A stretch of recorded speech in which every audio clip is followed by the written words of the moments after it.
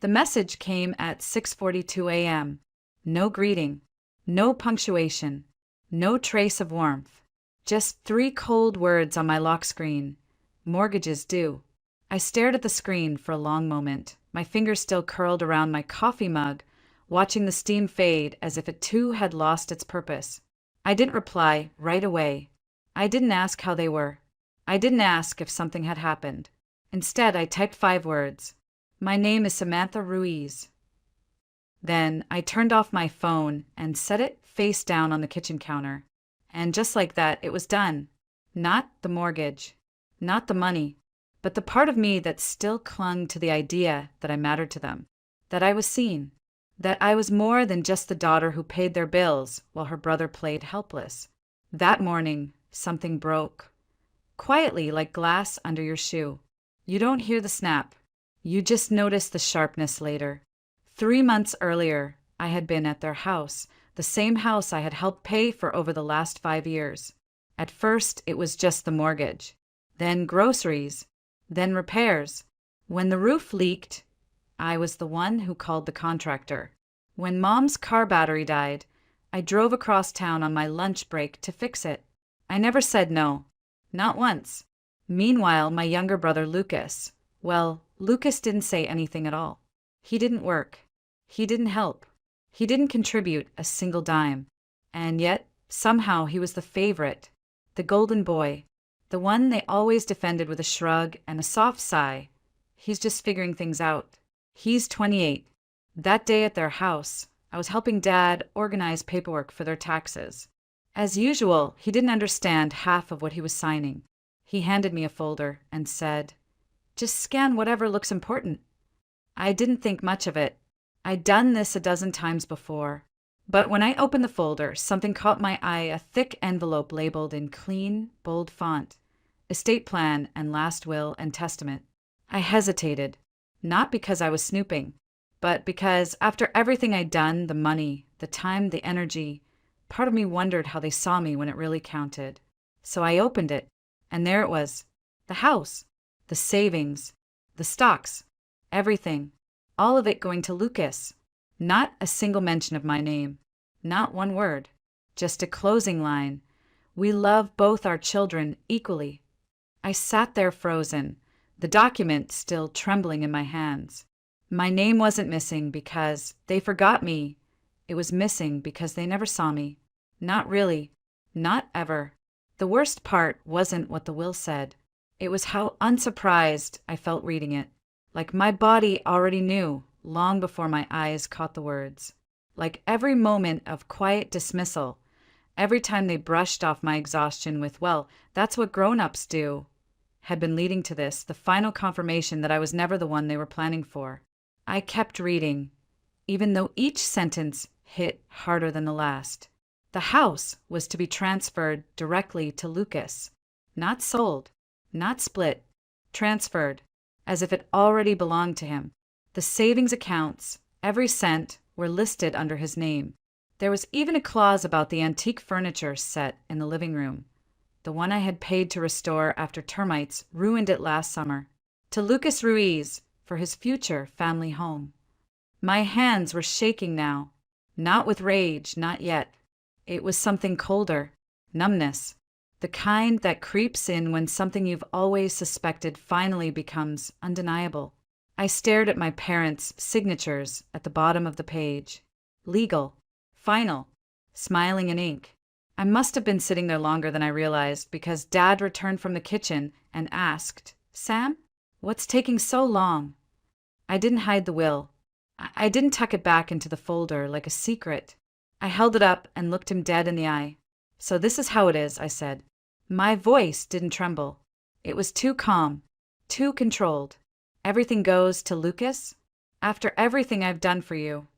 Dad's face lost a shade.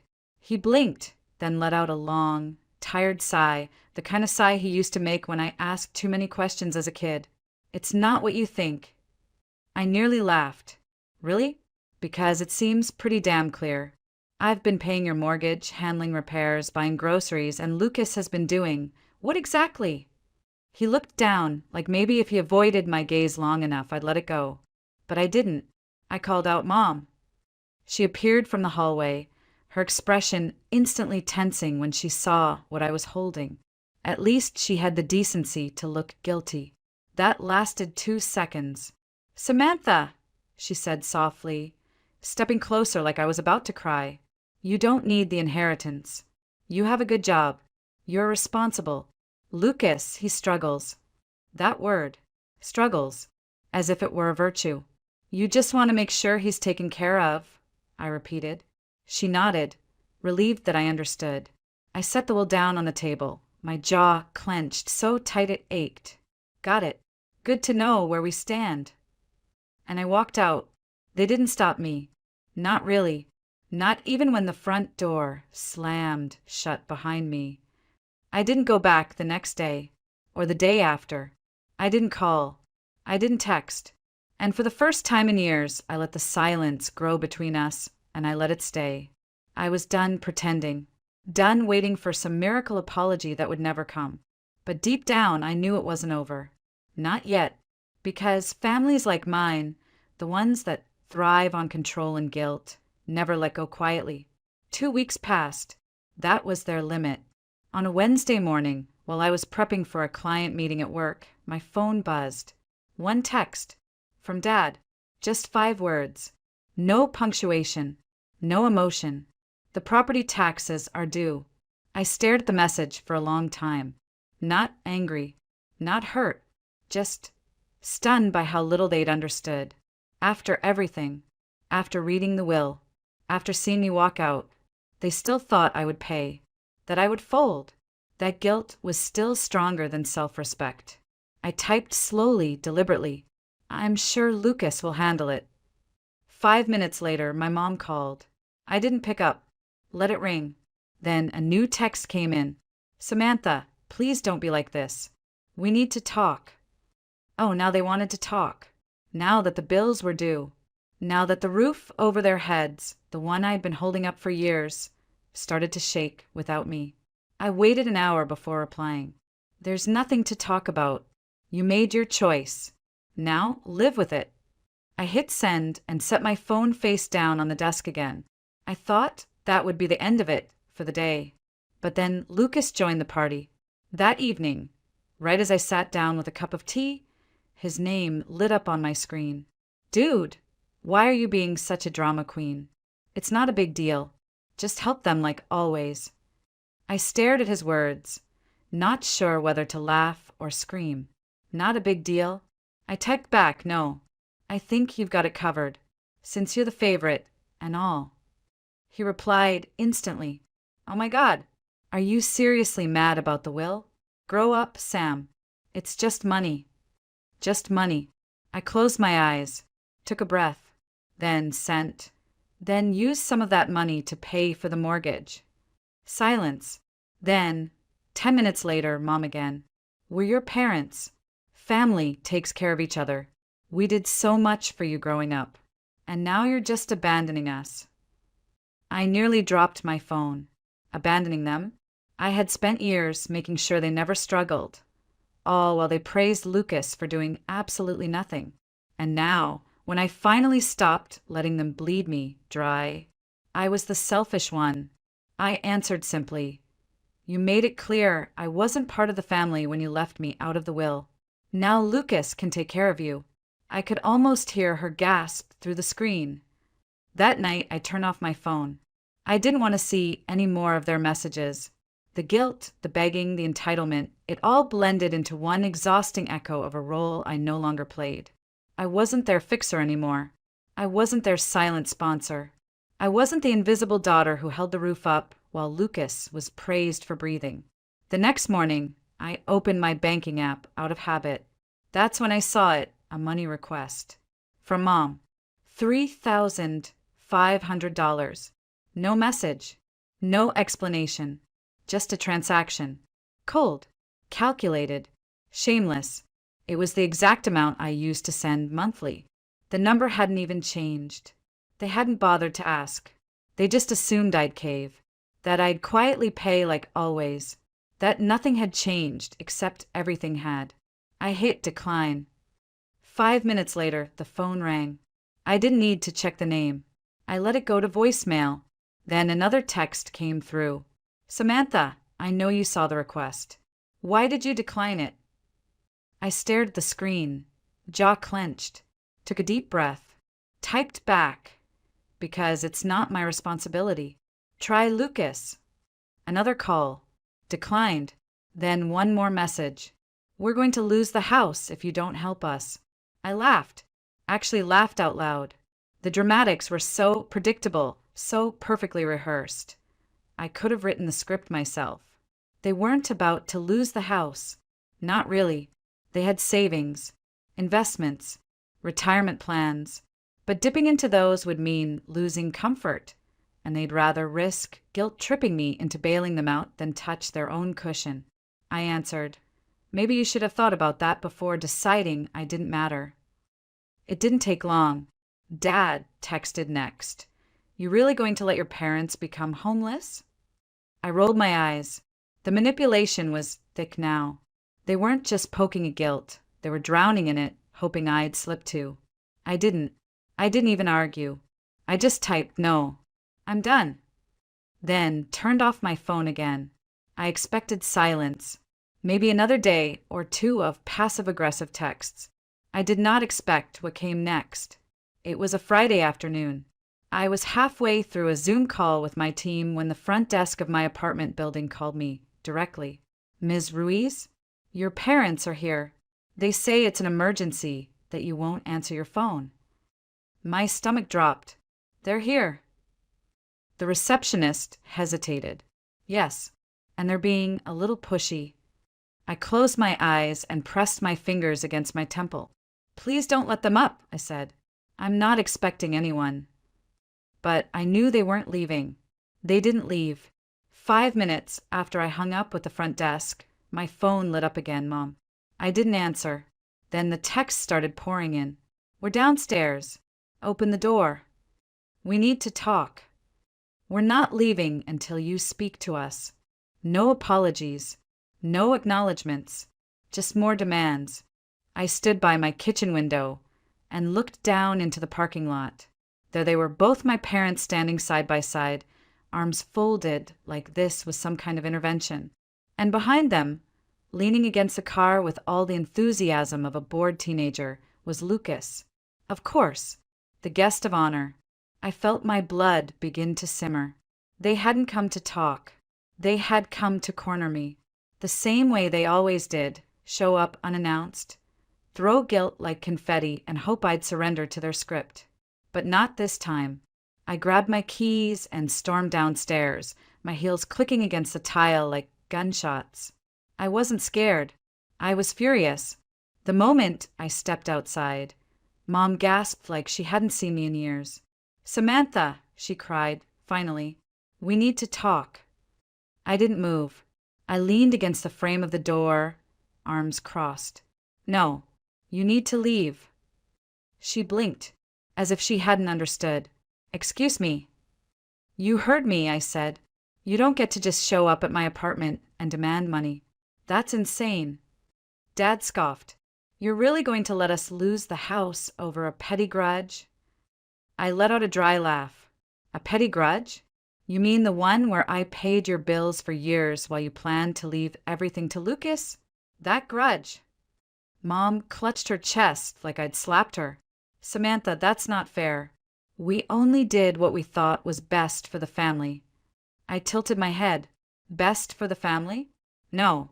Best for Lucas. Just say it.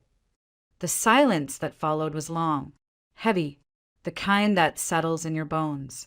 Lucas, who hadn't said a word until now, finally spoke. Look, I didn't ask for any of this. I turned to him. My voice was steady, but it cut like a blade. No, you just sat back and took everything that was handed to you. You're 28, Lucas. Get a job. His cheeks flushed red. What the hell, Sam? I stepped closer. You want to be the man of the house? Start acting like one. You want the inheritance? Start paying their damn bills. He looked away. Suddenly, my phone kept buzzing all night, but I didn't check it. I wasn't ready. Not until the next morning, when I opened Facebook just to scroll mindlessly and clear my head, and there it was. My mother's post, a sepia-toned photo of our family from a decade ago, captioned in aching italics. We did everything for our children. Some forget, but we remember what family truly means. The comments poured in, sympathy from her friends, passive-aggressive encouragement from her church group, even a few people I hadn't heard from in years. One wrote, "So sorry you're going through this. Some kids just lose their way." I kept scrolling. Dad had posted too. Family takes care of each other, especially in hard times. We taught our children that. Shame when lessons are forgotten. He tagged me in it, publicly, but the final blow came from Lucas. A full paragraph, drenched in fake sincerity. Some people think money is more important than love. They forget who changed their diapers, who stayed up with them when they were sick. I would do anything for our parents. Not everyone can say the same. I dropped my phone onto the couch and just sat there, stunned. Not because they were twisting the truth, but because I'd seen it coming. They weren't just trying to guilt me now. They were building a narrative, one where I was the ungrateful villain, one where I had abandoned them. And for a moment, just one, I considered staying quiet, letting it pass, letting people believe what they wanted. But then I thought of every bill I had paid, every night I had stayed up crunching my own numbers so they wouldn't have to, every sacrifice I had made while they praised Lucas for simply existing. No, I wasn't going to let them rewrite the story while I sat in the background. So I opened my own Facebook, the one I rarely used, and I typed, "I've stayed silent out of respect, but now I need to tell the truth. For years, I supported my parents financially, not because they asked, but because I loved them. I paid their mortgage, their bills, their repairs. I helped even when I couldn't afford to. Meanwhile, my brother contributed nothing. And yet, when I saw their will, I learned they had left everything to him. Not a cent to me, not a mention, just a statement that they loved us equally. So no, I'm not abandoning anyone. I'm finally stepping out of the role I was forced into. I'm choosing myself, and I won't apologize for that." I hit post, and for the first time, I felt free. The post didn't take long to gain traction. By noon, dozens of comments had poured in, not just from strangers, but from people who had known my family for years. A few cousins messaged me privately, saying they were sorry. Some colleagues shared it and wrote things like, "Proud of you, Sam." One woman I hadn't spoken to since college sent me a simple message, "Thank you. I needed to hear this today." But just as I expected, the backlash came fast. Lucas messaged me first. No greeting, no hesitation, just, "You're a traitor. How dare you air family business like that? You have no respect." I didn't respond. He didn't deserve one. A few minutes later, Dad called. I didn't answer. The voicemail was loud, furious, almost theatrical. "You've ruined everything, Samantha. You'll regret this. You'll regret cutting us off." But I didn't. Not for a second. That evening, I blocked their numbers. One by one. I deleted Lucas's messages. Then I made myself dinner for the first time in weeks, without wondering if my money should have gone somewhere else. I watched a show without checking my phone. I fell asleep without guilt. And the next morning, when I woke up to silence, it felt like peace. Until my work phone buzzed. A message from a mutual acquaintance. "Hey, just saw your dad's post on Nextdoor. You okay?" Nextdoor. Of course. They'd taken the drama neighborhood wide. I opened the app and saw it. Another long, winding post from Dad, written in his best concerned citizen voice. It's hard when your own child turns their back on you. We raised her, loved her, gave her everything. But in our golden years, she chose money over family. He didn't use my name, but everyone knew who he meant. That afternoon, I received a knock at my door. Not from them, from a neighbor. Sweet older woman from down the hall. She handed me a casserole and whispered, "You're doing the right thing, honey. Don't let anyone guilt you back into a prison. I nearly cried, not because of the food, but because someone had seen through the noise and believed me. That night I made one last post. Short, quiet, but final. You raised me to be useful. I raised myself to be free. No hashtags, no tagging, just truth. They could keep spinning their story. Let Lucas inherit the house, the savings, the chaos. Let them post. Let them pout. Let them weaponize their version of family. I was done playing the villain in their fantasy. I wasn't the problem. I was just the one who stopped pretending. Days passed, then a week. My phone stayed quiet. The silence wasn't empty anymore, it was earned. I kept waiting for the guilt to creep in, like it always had before. But it didn't come. No tightness in my chest when I passed a family photo on my shelf. No shame when I opened my fridge and saw that I'd only bought groceries for one. What came instead was clarity. I realized I had spent years confusing obligation with love. I thought being a good daughter meant giving until I had nothing left. That if I just helped one more time, paid one more bill, smoothed one more problem, maybe they'd see me. Maybe they'd thank me.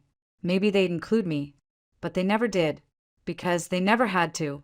They knew I'd keep showing up. And I did.